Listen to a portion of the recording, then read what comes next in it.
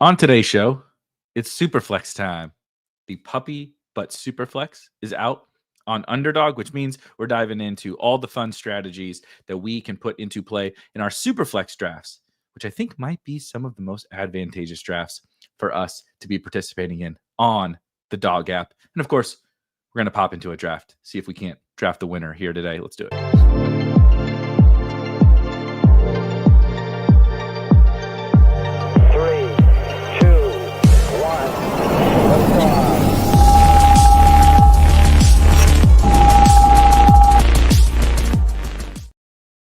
Peppertoni was Fimst, aka First. First Air is ready for Erik to spell the Superflex secrets, friends and family, present, welcome, everybody. I get excited for Superflex. I totally understand that everybody has their different flavors of best ball, their different flavors of fantasy football. I get it. If you're not, great sales pitch here, right? But I think Superflex, especially on Underdog, but honestly, on all sites, drafters will come out with one. Well, fingers crossed, maybe we can get something with DraftKings or someone else, Fast Draft, our friends over at Fast Draft. I think it might be one of the most advantageous formats in best ball because there is a very clear way that all of our opponents, the majority of our opponents, are drafting very, very heavily. The no new light. It's just very bright in here today. Salf says new light, just super bright in here today. I don't know what's going on. I usually keep my light very, very dim, but nonetheless.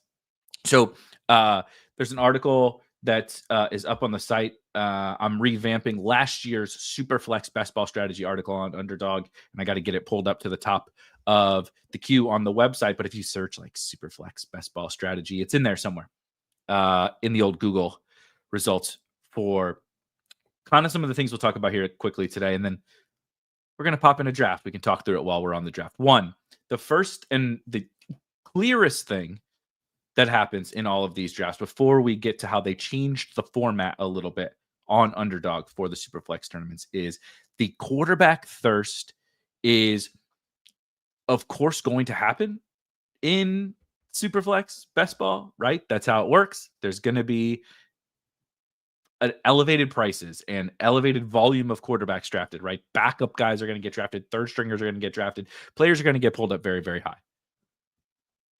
The problem is that all of our opponents kind of just fill quarterback first, right? No matter where I'm picking at the beginning of drafts in the first X amount of rounds, I'm taking quarterbacks because it's Superflex, right? That's what you're supposed to do. I got to draft a bunch of quarterbacks. But we're still trying to win the whole tournament, and there's only 2 spots in our lineup that quarterbacks can fill. And there's a whole lot of spots that running backs and wide receivers can fill, 4 for each of them. We're still going to win this tournament with running backs, wide receivers, flex options, right? Tight ends can fill 3 spots because the super flex is a super flex, not a quarterback. Obviously, we are going to want ideally to fill that with quarterback scores, but that doesn't mean we have to fill the super flex specifically with expensive. We don't have to fill the super flex right away, right? We joke a lot in best ball, maybe came from the redraft streets where people will fill out their starting lineup, in their draft first, right? Like, okay, I took a running back. Okay, now I took 2 wide receivers. I got to get running back. I got to get tight end. I got to get quarterback. As opposed to drafting kind of the best overall structure of teams, you can take advantage of that, I think, in Superflex, where everyone really just drafts quarterbacks early on. You can get combinations on Underdog of wide receivers, running backs, tight ends, even alongside you're not fading early quarterbacks, but you can still get combinations of running backs and wide receivers that are absolutely impossible to get in any other format of fantasy. You can take a Jalen Hurts in the first round and still get Amon-Ra St. Brown plus Brian Thomas or Ladd McConkey, maybe plus Trey McBride, maybe plus a running back, and still double back and get JJ McCarthy or Michael Penix or Geno Smith or some.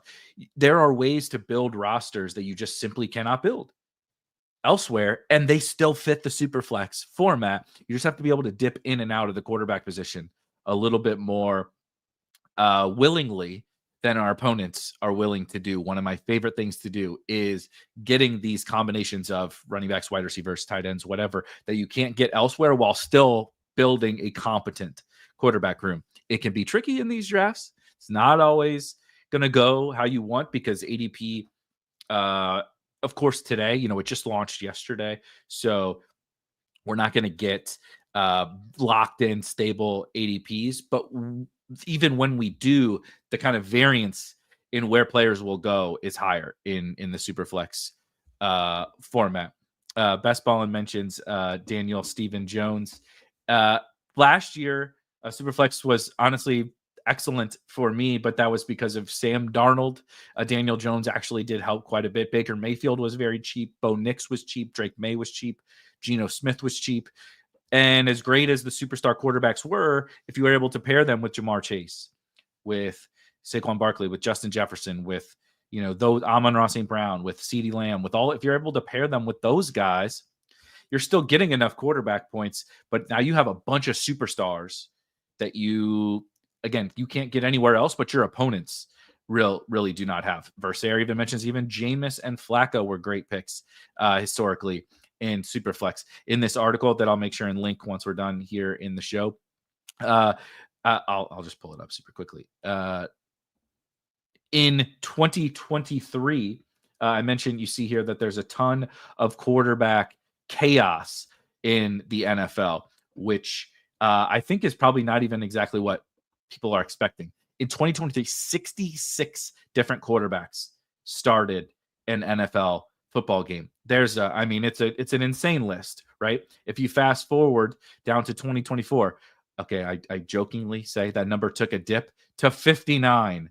So there were still almost 60 NFL quarterbacks who started, that's not played, who started a game in 2024. Multiple teams had 3 different starters in the same season. The Cleveland Browns had 4 different starters in this. That's not even accounting for the teams that had 2 different starters in a season. I mentioned you kind of all get that, but it's a lot more chaotic than we think. So banking on, I'm going to either benefit from said chaos with a Joe Flacco, with a Jameis Winston, with something like that, or I'm going to dip in and out of the quarterback position. Maybe I'm only taking 2, maybe I'm only taking 3, and I'm going to have the best overall team because my guys didn't get hurt. You're seeing people take 4, 5 quarterbacks in Superflex, even while they invested early in the position. And I don't think that that's what we want to be doing because, as I mentioned here, we still want to win the flex. If you win the flex position, I'm not even talking about the Superflex. If you win the flex position, that's running back, wide receiver, and flex. That's 5 of your 8 starting lineup spots, meaning you've essentially won those. If you can hang in there at quarterback, which we know is a flatter scoring position, if you can hang in there at quarterback, but you win all those other positions, you are in a golden spot in any given week, but certainly in those playoff weeks to just crush this format. The only other thing I wanted to mention here is, you guys all probably know this. You're sickos watching a Spike Week sicko best ball stream. Please remember what they did in order to insert the Superflex in to this format is they didn't just bolt on the Superflex to the old starting lineup structure. They did give us 20 rounds in these drafts, but they removed a wide receiver spot from your starting lineup. So if you are like me, a big wide receiver lover, a 0 RB slappy, somebody who doesn't love to draft running backs, you may think, oh no, now I got to draft a bunch of these early running backs. I don't think that that's true. I think the opposite is absolutely true. Meaning, wide receiver is less valuable overall, half point PPR, and we only start 2 of them. But that means the superstars, the true superstars, Jamar Chase, CeeDee Lamb, Brian Thomas, Lab McConkey, right? AJ Brown, Mike Evans, whoever, the superstars, sometimes those aren't always necessarily the early round picks, but generally speaking, the early round picks at wide receiver are actually more impactful because they have a ceiling and a floor that none of these other wide receivers can match. And I would ideally like to be filling my flex position with running backs. And in a pinch, if I need a non-quarterback to hit the super flex in half-point PPR, I would rather it be a running back than a wide receiver. So I want to draft more running backs. I already like to draft a higher quantity of running backs than the average bear does in a best ball draft. But I particularly want to be drafting more running backs, not necessarily drafting the earliest running backs, but I want to be drafting more. Now, you can, of course, draft Saquon and whoever, draft to your heart's desire, Achan, right? Bucky, whatever. But I want to draft a higher quantity of running backs in every draft. The position that I draft the most in, unless I've autoed a bunch of early running backs, is almost assuredly going to be running back, where I want to take this ginormous group of running backs, shake them all up, and toss them out on the table and pray that I hit Yahtzee over the course of the season, not only in any one individual week, like week 17, but layered in throughout the whole season. The higher quantity of those players that I have, especially in this format where they can fill 4 spots, and I would like for them to fill 3. If I remove some wide receivers, if I only take 5 or 6 or 7 wide receivers, I can take 7, 8, 9, who knows, 10 running backs on a team. And I still have quarterbacks. I still have superstar wide receivers. I might even have a superstar tight end, but I have a bunch of these running backs that can layer in, especially late in the season. And I have this awesome collection of players because they are more valuable in half point PPR and they are more valuable in this format. Ryan asks, is that same argument not true for quarterback as well? Can you specify on which argument you were talking about? I say a lot of arguments, and I apologize for that. No cap, how are we doing? It is a great day. It is a great day to be great. I am with you. What's up, Clint? Welcome. Let's see. I didn't want to make sure I didn't miss anybody else's comments here. Is Milrow worth a shot in this format, or would you view that as a wasted roster spot, probably needing an injury to matter? I would say that these guys are never wasted roster spots, depending upon the kind of team that you put them on. If you draft multiple early, like locked in starters, and you're feeling really good about your quarterback room, I think that you don't need to take those swings, right? Is it fine? Sure. I'm never going to say someone should not take a swing. But if I've locked in my quarterbacks, I draft multiple quarterbacks in the first couple of rounds. I want to utilize them. I don't want to keep hammering quarterbacks when I spent my highest picks on quarterbacks. If I'm going to continue, like, it's possible that Jalen Milrow comes in and saves the day for 1 week. Sure. But it's also possible that some running back comes in and does that too. It's possible that some wide receiver comes in and does that too. So on a team where I have Jalen Hurts and I have Brock Purdy and I have Michael Penix or whatever on that team, like, I've made that bet on those quarterbacks. Those are the quarterbacks I want to be succeeding. And now if I'm adding on Jalen Milrow, I'm kind of taking away a little bit from my roster. I understand that there is a super flex. I understand that that's maybe even a hot take, but I want to bet on the players that I drafted with a bunch of my draft capital. That's kind of best ball in a nutshell, right? If you take 3 early running backs in a traditional best ball format, I don't also now need to draft 7 of them because I want to rely upon them, and my other positions are now weaker. The more draft capital I invest in the quarterback position, the fewer I want to take. And so Jalen Milrow types he's a great example for this. It's very possible he just never sees the field this year.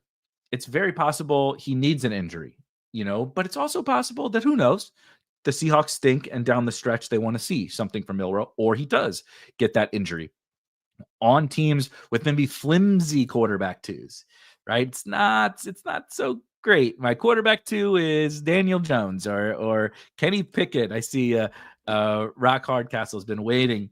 He's a Kenny Pickett guy. Found the format where Kenny Pickett has crazy value. Kenny Pickett, I think, is a fine pick. Is maybe even a very good pick in this format. And that's the same thing with Jalen Milrow. You can take on some questionable type guys in this format where they can have like some serious outsized gains. If Kenny Pickett does actually produce fantasy points, if Jalen Milrow does get in the game, earlier and is now producing fantasy points like we hope he can, given his running profile, Those kind of guys can actually be like league winners in this, even without like producing monster results, because they're just scoring a bunch of fantasy points at the position that matters the most for the cheapest. So everybody else spent up on Jordan Love. I'm just going to name an example.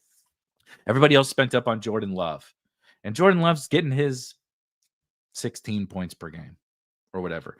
But you got Kenny Pickett, and Kenny Pickett's scoring 14 points per game, but they spent a second or a third round pick, and you spent a double-digit round pick. That means you have Brian Thomas, you have Brock Bowers, you have Amon-Ra St. Brown, you have Jahmyr Gibbs, you have someone like that in place, and you're still getting basically the same quarterback production. We're trying to win the tournament, and that's hilarious. We need a 3-second clip of Erik saying Kenny Pickett is a very good pick without context. Yeah, Superflex, you can get aggregated for days with Superflex content, but you guys all get the point.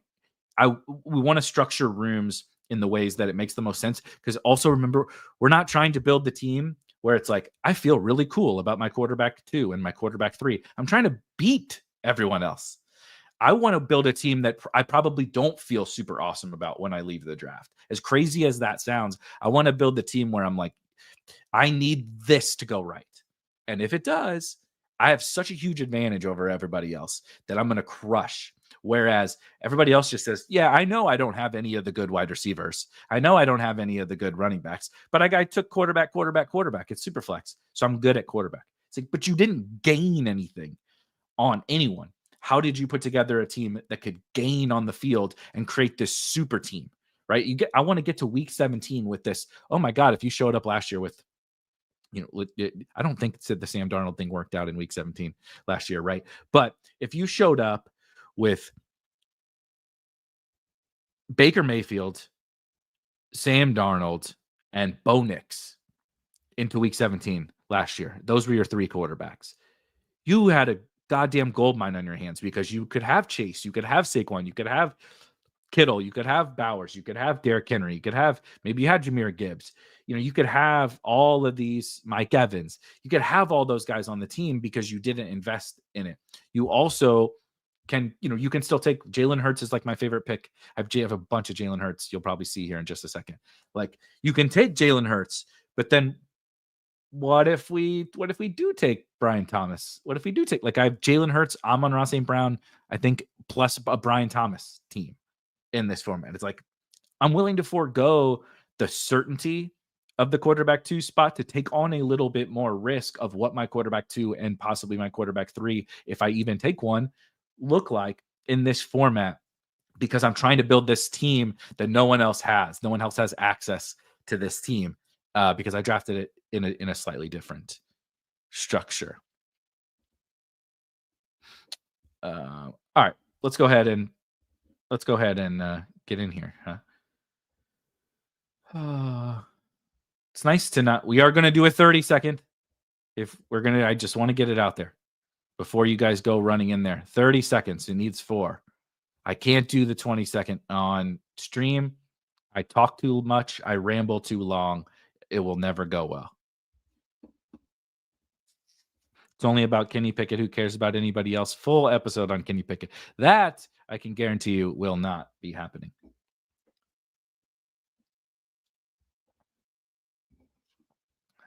Yeah, 110% zoom is always just a little bit too much.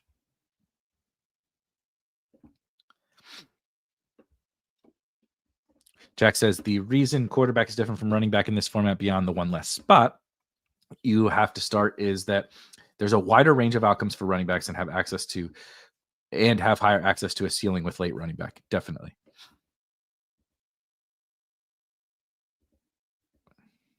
RIP Jenks. But yeah, I think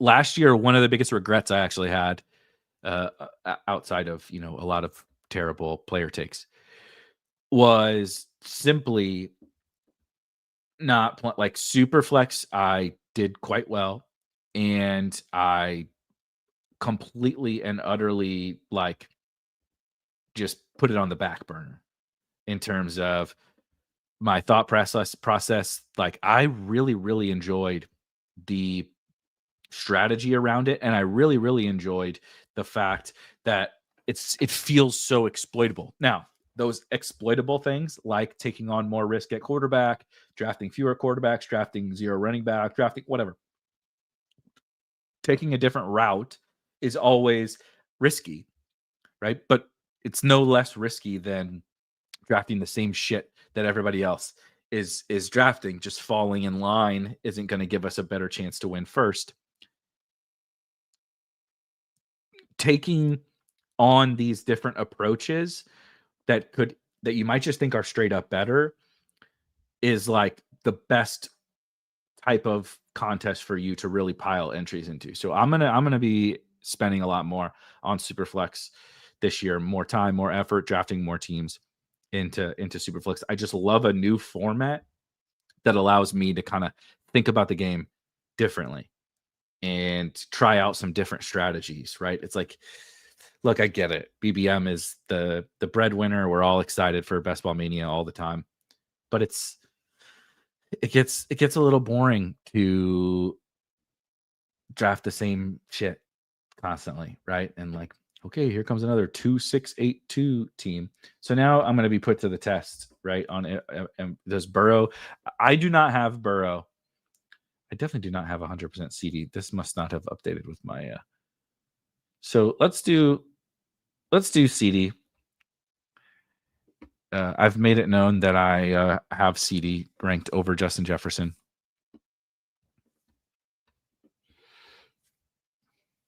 Yes, Mac, I'm doing wonderful. You're about to make me not do wonderful if you keep asking me how great I'm doing. I am doing great. It is much brighter in here. I don't even know what happened. Like I literally didn't change anything other than the light that's getting in here is apparently just much better.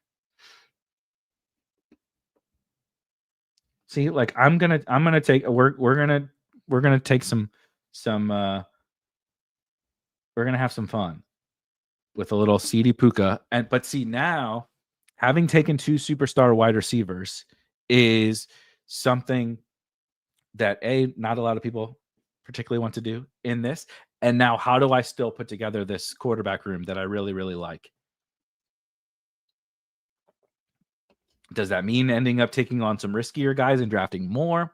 Does it mean starting to dive in here in the 3rd round? What does it mean? I don't know. That's the fun of these drafts is each room is so wildly different. Because at least for these first, few days, it's so insane how in one draft you'll get 14 quarterbacks in the first 2 rounds, and in the next draft it'll be more like this. Which technically I think there could still be 14 quarterbacks in the first 2 rounds, but you get the point.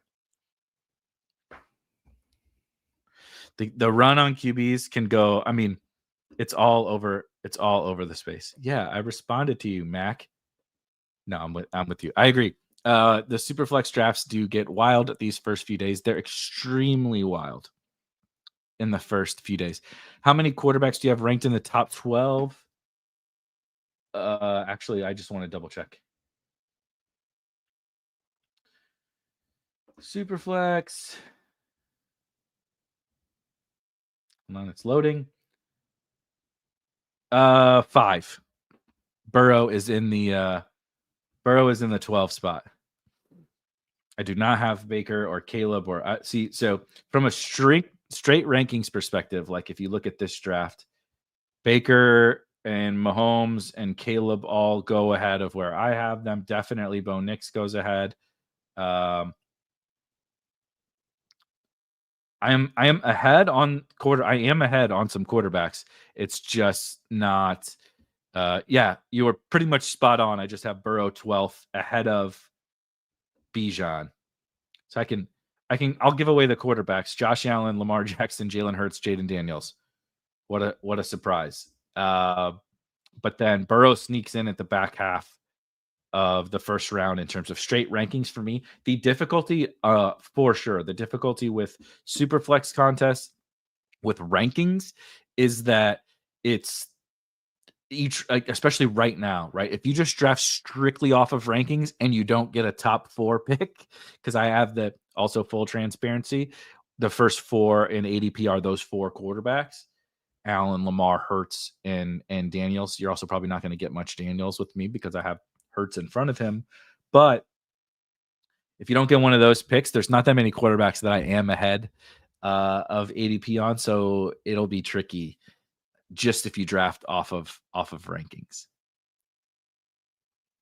I like the one spot, Poker God, hilarious name.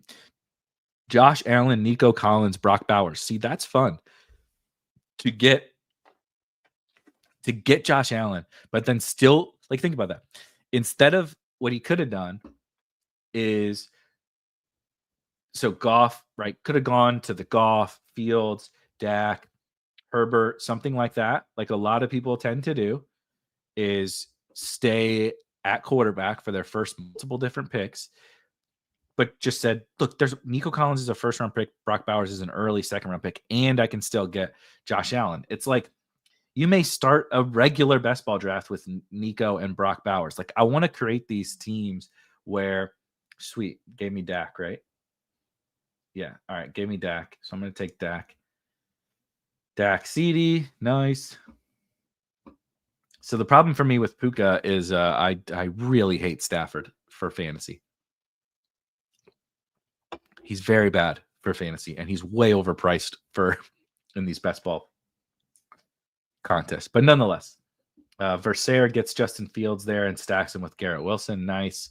So it gets a little Justin Jefferson, Jahmyr Gibbs, Justin Fields, Garrett Wilson. See, no offense to the 11 spot here, but just like slamming quarterbacks like crazy to start, and the best skill player you're going to get is Trey McBride, Josh Jacobs, T. Higgins, and you didn't even get like one of the best quarterbacks. You know what I mean? Like, so I know I'm saucing, and nobody asked for the sauce, but like I'm gonna take Trey McBride.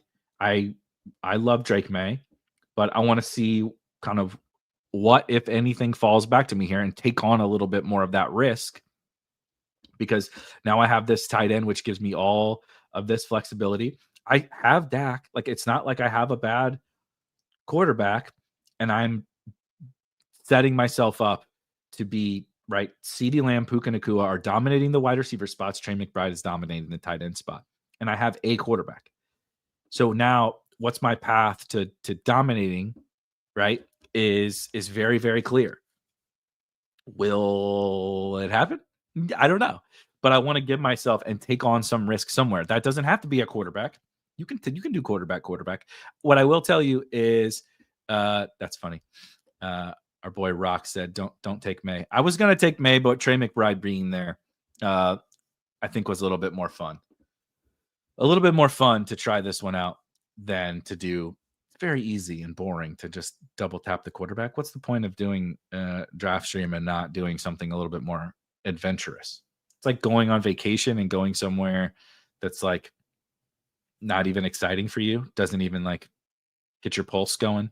I'm not saying you got to do something adventurous on vacation, but like going on vacation and doing the same thing you do all the time, like at home, is like, why did you go on vacation to do that? It's like, we're going on a stream. Let's put our you know what's on the table. Let's have some fun. Somehow this is the least surprising thing I've ever heard. Pi says first thing he does when he goes on vacations, look for Chipotle. That's what I'm saying. That's the perfect comp. Thank you for fixing my analogy. It's like going on vacation and eating at all the same like shitty fast food restaurants you might eat at home. You know, or going to Ruth's Chris. Like, we're going to go out to a nice dinner, nice steak dinner on vacation. Let's go to Ruth Chris Steakhouse. It's like, guys, you can do that anywhere. Even St. Louis. Let's do something else. Ryan says started one with Chase, London, Bowers. And see, this is it doesn't always work, right? It may not work for me. So we may stream this draft and I hate it and everyone hates it. And that's okay. But in an attempt to try to build the winner, sometimes you got to try shit that makes you uncomfortable. And Ryan gets Jamar Chase, Drake London, and Brock Bowers on the same team, and was still able to get Stroud, Tua, and Stafford. And like that's a completely fine / solid quarterback room. I think Geno's still here. No, so Tua, Bryce, Cam Ward. Who do I want?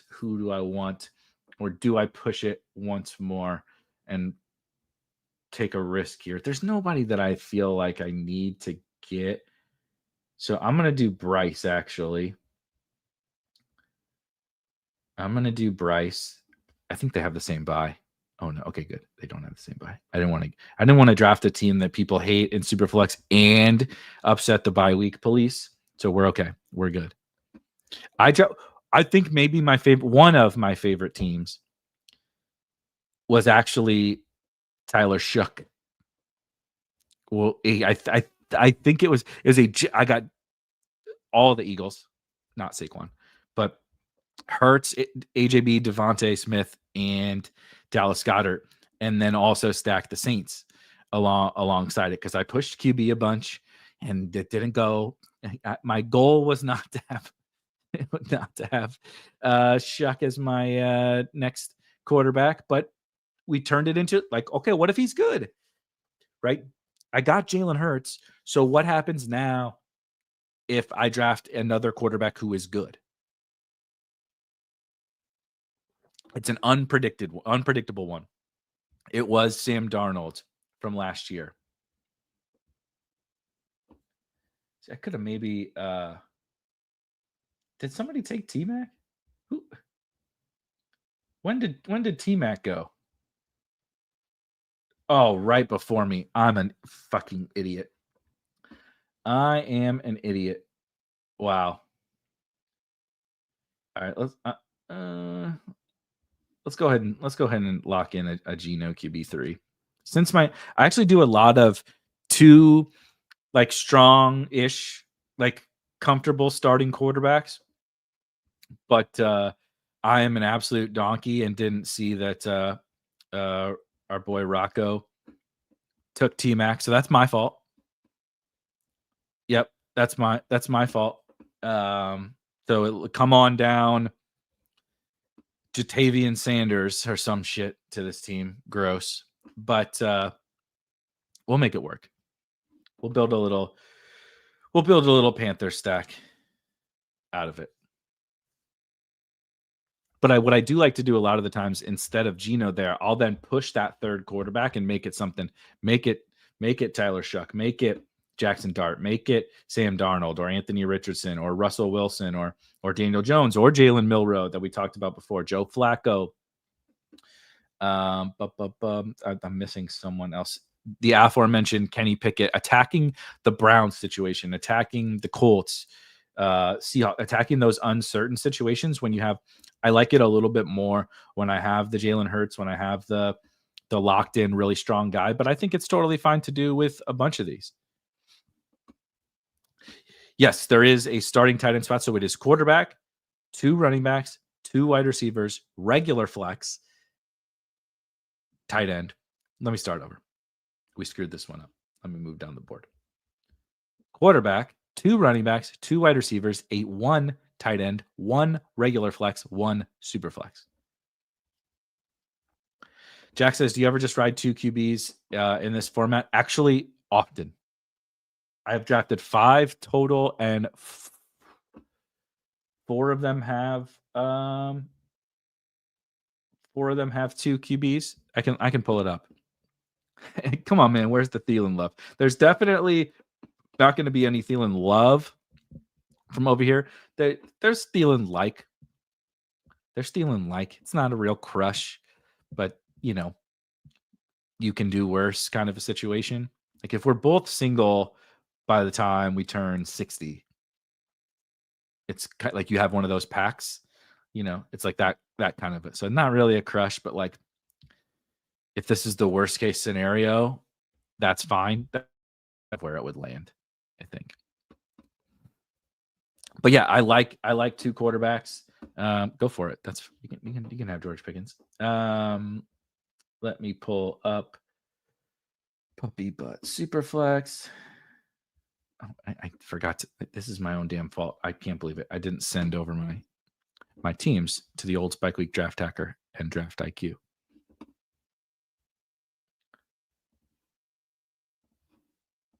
But I think we can look in a minute. Let me make these picks and I'll pull up my other teams.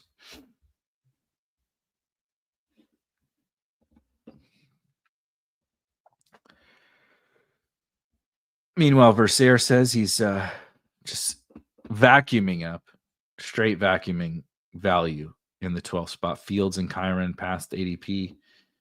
Still gets Cam Ward, gets Justin Fields stacked with JJ and Jahmyr Gibbs. Pretty good. 60. Well, I'm 37 and married, so I don't think I can make that pact anymore. You got to move it down the road to something that would happen if something were to happen to my life. I'm not even going to speak it into existence. Okay, we're done at quarterback. Running back is pretty gross. I should probably start to think about what we do with Bryce and Geno. Nothing there, really. We don't need tight end. So I'm going to do JMO. And then I was really hoping that one of those running backs would be available. I really don't like. I apologize to the Alvin Kamara people. I just can't do it in half PPR. I just can't do it, and that's a me thing. It's not a you thing. It's me, not you. We're on the relationship episode here, I guess, where we talk about all relationship analogies. It's me. I'm working on myself. I'm just not ready. I'm just not ready to be in that relationship with Alvin Kamara yet. Certainly not in half PPR. And I get it. He's going to project really well for week 1. Last year, we felt really stupid for a while having not drafted him. But it's a new year, and I still can't shake that feeling. I don't know where we're going with that. See, this part of the draft is just disgusting. Absolutely disgusting. Damn it. David Montgomery goes. Son of a bee sting.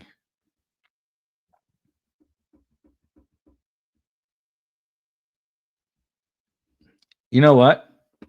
This is the very first Jakobi Meyers selection by Erik Beimfohr of 2025, and hopefully the last. But that range stinks. That range is terrible. We made the Geno bet. Come on down, Jakobi Meyers. I don't know how many more wide receivers I'm going to take. I think the Bryce Young stack is going to be targeted with Jatavian Sanders. Yeah, clip the Jakobi Meyers. God, I can't believe that. But that one other little thing that's in the Superflex article that I got coming is stacking. I think, and you guys probably see this if you've done any of these drafts. If you haven't, you'll start to see them when you pop into some of these. There's just a lot less stacking, and when you think about it, it makes a ton of sense. Everybody is just so concerned with getting their got to get my quarterbacks that they don't, and quarterbacks go in the first couple of rounds. Most of the quarterbacks are gone in the first 3 rounds. So setting up stacks, certainly it's so much easier, right? When you can map it. Okay, I took Jamar Chase. I add Joe Burrow to the queue. I took CeeDee Lamb. Okay, I'm thinking about Dak Prescott, right? I took Justin Jefferson. I'm thinking about JJ McCarthy. You can do some of that in this, but it's much more difficult to like bounce in and out of got to make sure I'm still getting my quarterbacks, got to make sure I don't get locked out, right? Like we're into the 8th round and it's just Tyler Shough and Jackson Dart. There was not a quarterback selected in the 7th round. And Anthony Richardson, Sam Darnold, right, all go off the board. Geno, Tua, Cam Ward, all go off the board in the 6th.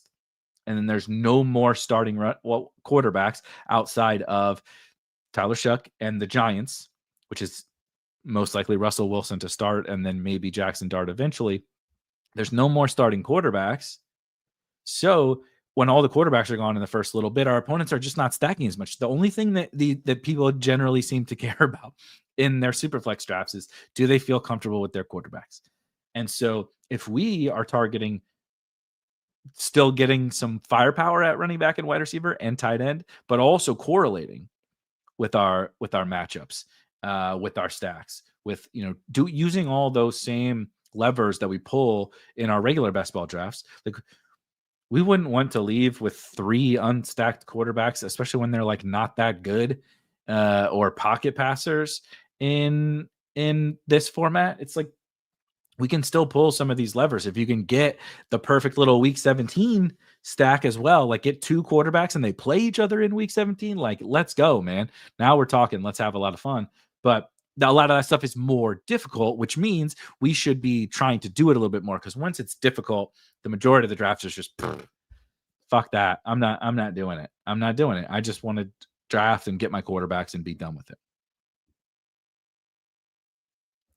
I think Burrow/Chase plus backstacking is definitely more challenging. I'm not sure it's hard. I mean, it's definitely harder because the quarterbacks just go earlier. It's not harder to get any correlation, but it's harder to get a lot. There's just a lot more stacks that are going to be less possible with the superstar pass catchers.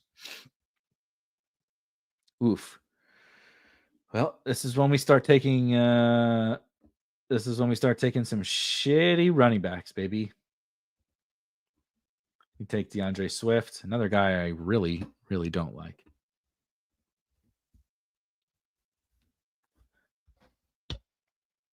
But the reason why it's harder is because even if you set it up, right, you take Amon-Ra, Goff's not gone yet. You take Amon-Ra, there's just so many people between you and your next pick that are more likely to take Jared Goff than before. And Amon-Ra still, right? You may get him with Sam Laporta more easily or something like that, but there's a bunch of stacks and combinations of players that are just far less owned. There's I'll have to go back and look last year in my opponent's Superflex drafts. Just the amount of correlations were lower, which is crazy. You would think like there's 20 rounds and all that kind of stuff, but the amount of overall correlations were fewer. There's a lower number of said correlations. Man, Aaron Jones, what a boring ass. Aaron Jones it is, I guess. Really don't like those DeAndre Swift and Aaron Jones, but we got some chaperones on the team at running back already. That is for sure. Jordan Mason going for Sarah. I mean, I don't disagree with it. I love me some Jordan Mason, one of my highest owned players overall in best ball. But it's so funny to see Jordan Mason going off the board before Aaron Jones, a total spike week draft. That is for sure. Finally getting some folks diving into quarterbacks, Russ and Daniel Jones coming off the board. Rocco building one of those fun teams. Ashton Genty, Malik Neighbors, also week 17 correlation. Jonathan Taylor, Drake May, T-Mac, George Kittle, George Pickens, Tyler Shook, Matthew Golden, and Russell Wilson. I like it. See, those are the kind of fun teams where the normal person looks at it and they're like, why didn't you just take some quarterbacks to start so you didn't have that happen? And it's like, I don't know. I would like to have some Ashton Genty and Malik Neighbors and with JT. That seems pretty good. You get a superstar tight end like George Kittle in there. Building some of those permutations is just, it's the best part of this format. You can definitely take the early quarterbacks, but you can take stuff that absolutely no one, that you just can't get it anywhere. Show me best ball where you get Genty, Neighbors, and then especially with JT, and then especially with T-Mac and with Kittle and with, right? It's like, you just can't get it.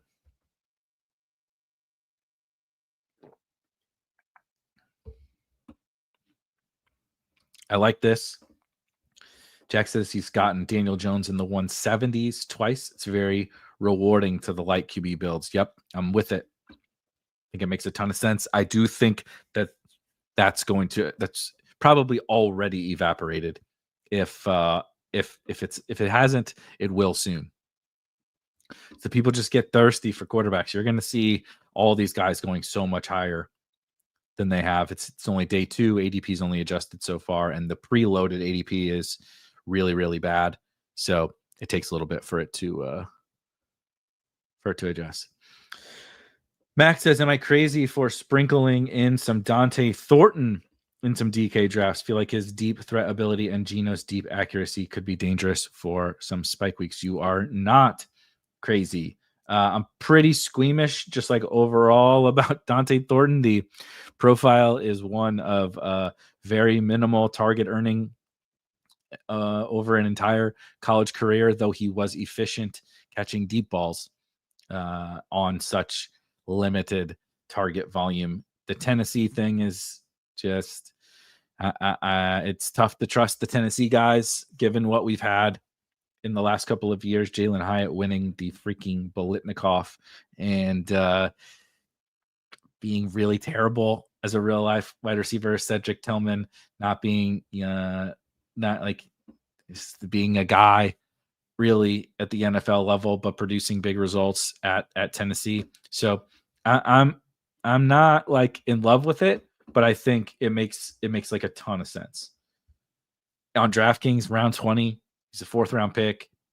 Clear, like Trey Tucker is standing in the way. I'm not worried about that. Let's get a little Sharbs bring back here to whatever we do with Bryce Young, to whatever stack we put together with Bryce Young. Get a little Sharbs bring back action on the Bryce Young stack.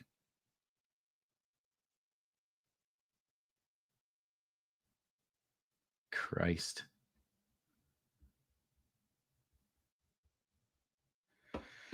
Ay. Not my favorite team.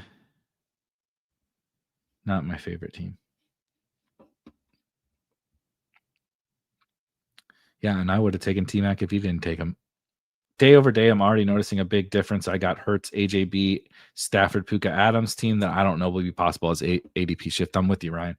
100%. The first day of a Superflex tournament launch is killer.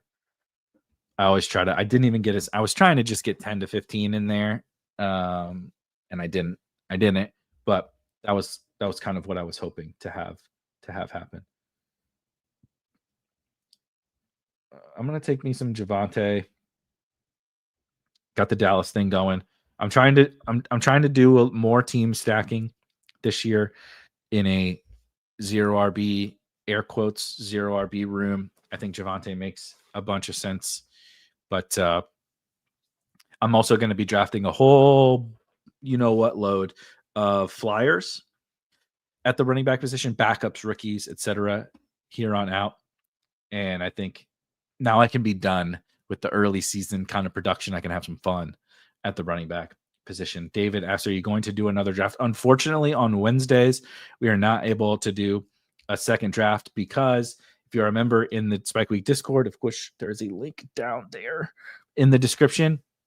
If you're a premium member of the Discord, anyone can join, and you have access to a very limited number of channels, draft reviews, written content, live streams and media, some tools, support, all that kind of stuff.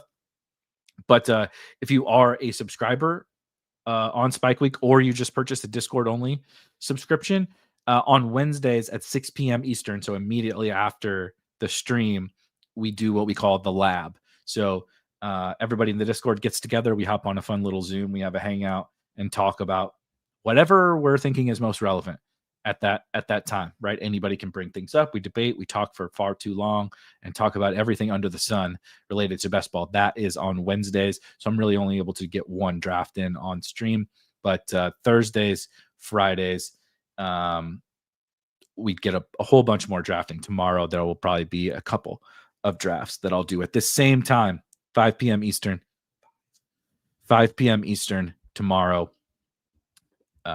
Same bat time, same bat channel, drafting some more best ball teams. We only got 99 more days. 99 more days to keep on drafting. So there'll be more drafts, I promise. Yeah, way to go. Spite doesn't get you anywhere in best ball. Never say unfortunately when referring to the lab. Unfortunately that we can't do more drafts. Fortunately that it's because of the lab. Billy says, our draft reviews Underdog only? this is not so. First of all, no draft reviews are anything. We support all best ball formats here at Spike Week. I'm just doing a Superflex draft because Underdog is. I love the Superflex format, and Underdog's the only one with them out. I'm playing a ton on DraftKings. We've got DraftKings streams on here. We have DraftKings only channels in the Discord, but we also have drafters, fast draft, everything. It's not just Underdog around here. We love Underdog. We love the contest that they launch and the product that they have, but we're best ball sickos, not just Underdog people. We're hunting out all the best contests and worst opponents, whatever. We're hunting out everything. So we play DraftKings a ton. You'll see a lot of DraftKings content here as well as drafters and fast draft too. Yeah, Billy, the link is in the description. The Discord is technically free, but there's only a very limited number of things that you'll be able to see as a free member. There's like 1,000 channels that are hidden. Damn. Rocco takes Ray Davis. I've been trying to load up on Ray Davis before what's his face holds out. James Cook. But nonetheless, did Thielen go? See, this is the problem. I get to talking. Okay, no, Thielen didn't go. I really don't care about putting him in the queue because if you guys take Adam Thielen from me, oh no. You took Adam Thielen. How will I ever recover? But I like Trey Benson. John Stepp says Waddle standing out at the quotes are very important for this one. Standing out at OTAs in quotes. Red news blurb gonna raise him a full round. Yeah. I'll trust Jalen Waddle as soon as he doesn't leave a game with some form of injury. Okay, now the question is, I know Thielen makes a ton of sense on this team, but there's other Panthers I can stack later. And I'm getting me some Tyler Algier. Look at all these running backs. Imagine people talking about their running back lovers and they only draft the early guys. A real running back lover would be a 0 RB bro, especially in Superflex. Look at this. Swift, Aaron Jones, Zach Charbonnet, Javonte Williams, Trey Benson, and Tyler Algier. People saying 0 running back bros don't like running backs. I draft more running backs than anybody does. A true running back bro. How our heroes have fallen. A running back bro now and searching out Adam Thielen. Jalen Donut. Waddle. Superflex too good. Choose your own adventure like Lamar 101 for Peppertoni. I got no problem with that. Lamar was the QB1 last year over Josh Allen. Lamar had the most nuclear weeks, spike weeks. Lamar, I believe, did not have a single dud game last year. Josh Allen had like 5, 4, something like that. Now you can check those out also on the spike week stats. I love looking at the stats because they're put in through a best ball lens. Yeah, I believe 0 dud weeks for Lamar and like 5 for Josh Allen. It doesn't mean that Josh Allen's not going to be better this year, but if you want to say Lamar's my 101 in Superflex, I don't think that that's crazy at all. Like I have Jalen Hurts 103. I have Allen, Lamar, Hurts as my top 3 in the Superflex ranks.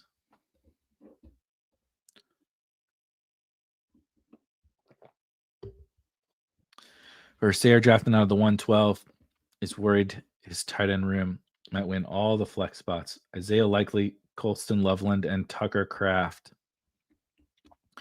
Yeah, I think you'll be safe from that. I wouldn't be too worried. I think it's fine. Didn't you know it's 20 rounds? You're supposed to draft more tight ends in 20 rounds, they say. Why would you ever only draft 2 tight ends? It's 20 rounds. Everybody knows that if you get 2 extra rounds, you go from 18 to 20, you cannot spend those at running back or wide receiver. They have to go to your onesies. Oh, look at that. Thielen comes all the way back around. What a dream. It's a great day when you can get Adam Thielen at ADP on a stream. Let me tell you what. You just have to be hoping for shit players that you don't like to be the ones that come back to you. Because if it's people, if there's somebody that you like, these people are not you total psychopaths on the other end of this internet contraption we're speaking through, we're communicating through. You're never gonna let a fun player come back to me that you know that I like. Rock is sniping George Pickens, and now he's regretting it. But you just need it to be Adam Thielen or some dustball that makes your team better, and it's fine. It's all good.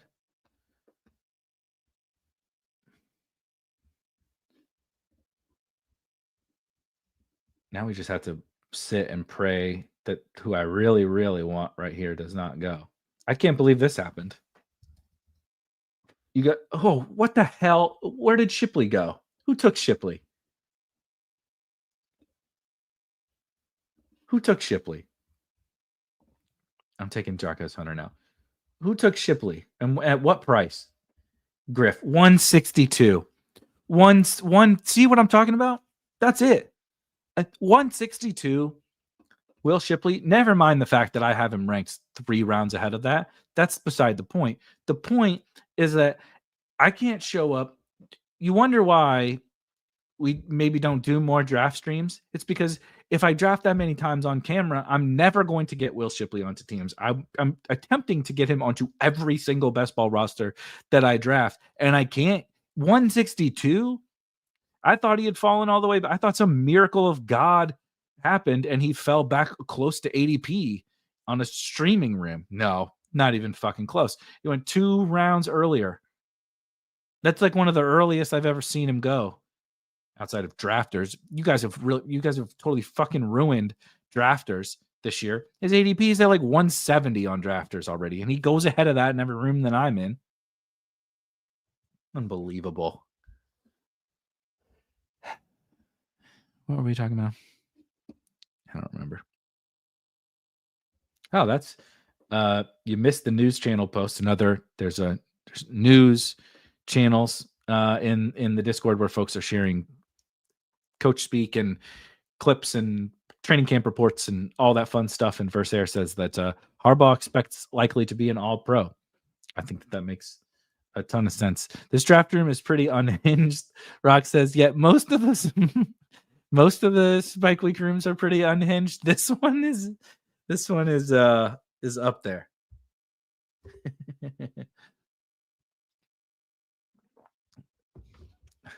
Looks like it is 6:00 Eastern. I got to tell the folks that the lab will be about 5 minutes later. So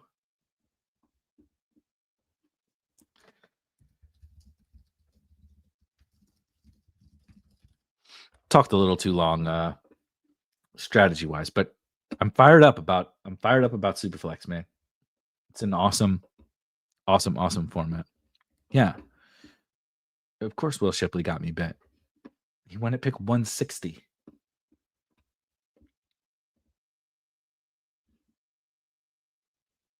There we go. Now we take Sanders. Now we're cooking with some fucking gas, baby.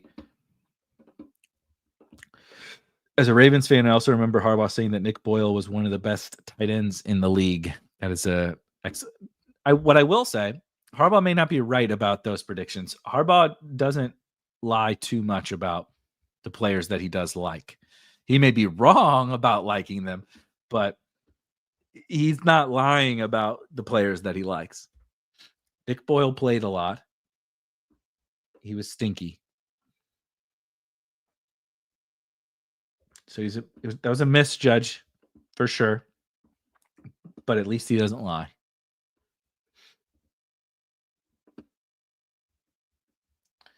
Good Lord. Wide receiver is it's just so bad. But quite frankly, running back is not really any better. I will not draft Michael Wilson. Dak, Bryce, Gino. Is anybody correlated here? A.D. Mitchell. I honestly don't hate Io Manor. I'm going to swing on Io Manor as probably my last. We're going to turn this into a 9 running back team. But I wanted to take a little swing with a cheap guy, but a cheap rookie, right? When you have CD, when you're only starting 2 wide receivers in any given week, and CD Lamb and Puka Nacua are already on your team, you're counting very heavily on them, right? And then I do have JMO, I do have Jacoby Myers, who I'm counting on because I stacked him with Geno Smith, Adam Thielen stacked with Bryce Young. Now it's like, let's take some kind of big swing on a rookie. I was looking at the likes of Io Manor, Isaac Tesla, guys like Jalen Royals, guys like Torrey Horton, you see here, was definitely under consideration. Ty Felton, taking a swing on one of these rookies, because there's just like no use when you only start 2 wide receivers and it's half PPR and you're going to have a bunch of running backs on the roster. Like, I don't want to be flexing a cheap, shitty wide receiver. Like, congratulations. MVS Tyler Lockett went 4 for 50 and 1. Like, I want to be scoring big points in my flex. So I want to swing on a rookie that is probably nothing. That's what happens with 4th round rookies in the NFL draft. But if that rookie he can become anything, right? Even Puka Nacua, even Tank Dell, even Amon-Ra St. Brown, to have the rookie season impact that some of those guys have had. Like, we want to take the big swings. Don't just be bolting on these guys at the very end.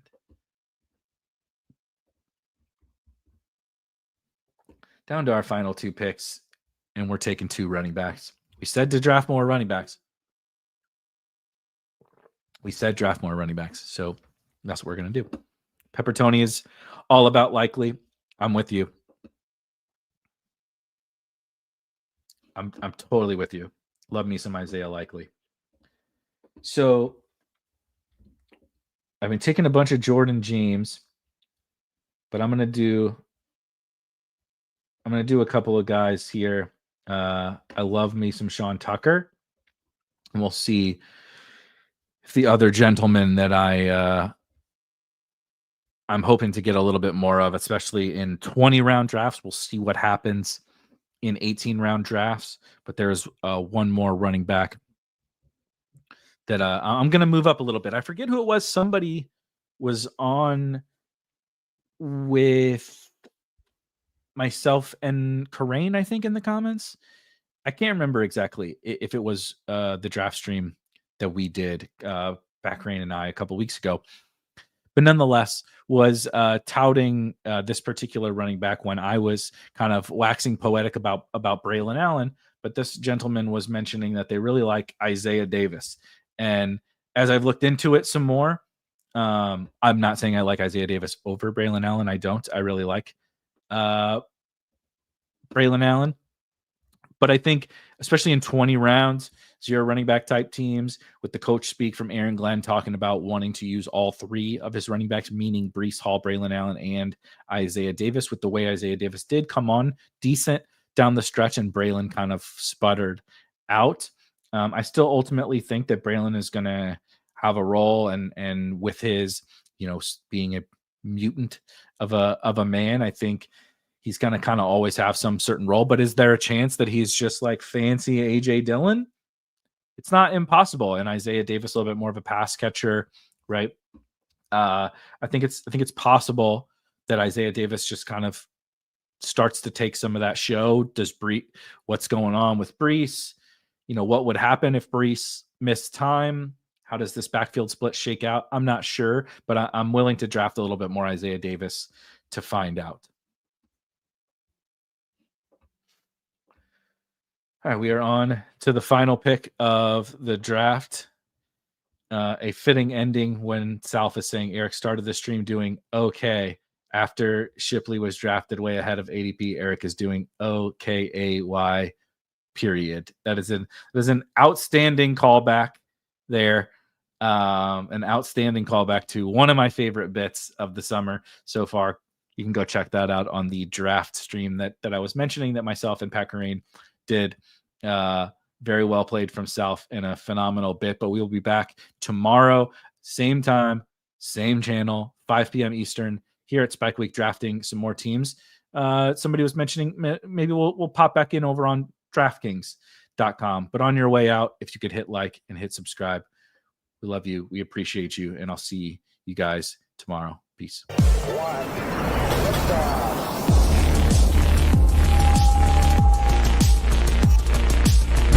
Woo! Those were some spicy takes. Want to stay up to date with all of the other spicy takes we're going to have over here at Spike Week? Why don't you press that subscribe button below? If you turn notifications on, we draft a team, boom, you know about it. We have another spicy take, boom, you know about it. You can be there. You can draft with us. You want to stay up to date? That's how you do it. All right, we'll catch you later next time here at Spike Week.